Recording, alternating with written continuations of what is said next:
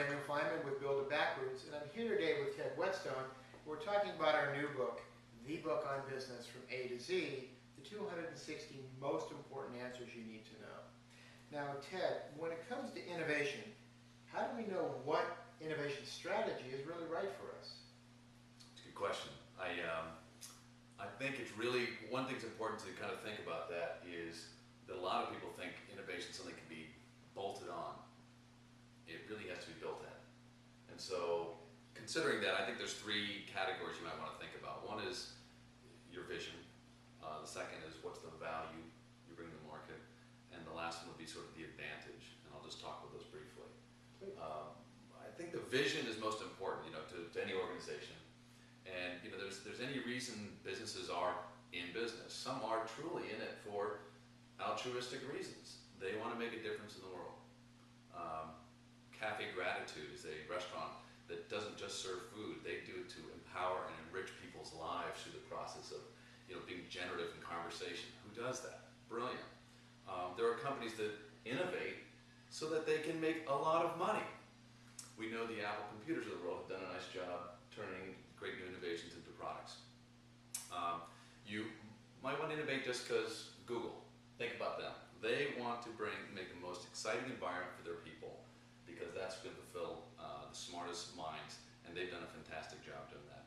The other reason you might want to innovate is just to be here another day to compete in the marketplace. So there's any number of reasons you are in business to do business, and your strategy will need to align with that leadership principle. The second thing, I think, is value. We forget why we're innovating. A lot of people will innovate just because they think something new is better. Not necessarily, and actually it's good just to sort of review what innovation is as a definition. You can say it's a beneficial change, to a product, practice, a model that adds value. And that's the key. We forget what is the value we want to bring to the marketplace. And again, that's going to be aligned with your principles and your foundations for being. And the third, of course, then, is your advantage. So in any marketplace, you have a place and a position in that market for a reason. You've been able to define a niche. And what's important here is not just to create a competitive advantage, but a sustained competitive advantage. And that's the purpose for maintaining innovation practice. So the four basic areas of innovation you might want to apply depend on where your place is in the market. If you're strong in the ideation front end of the business, you may be more of a disruptor. If you are better at design and development, you would be more of a product innovator. Procter & Gamble, great example. If you are excellent at maybe a production and delivery, process innovation, Netflix, Amazon, look what they did to the movie and book business. And lastly, market innovation.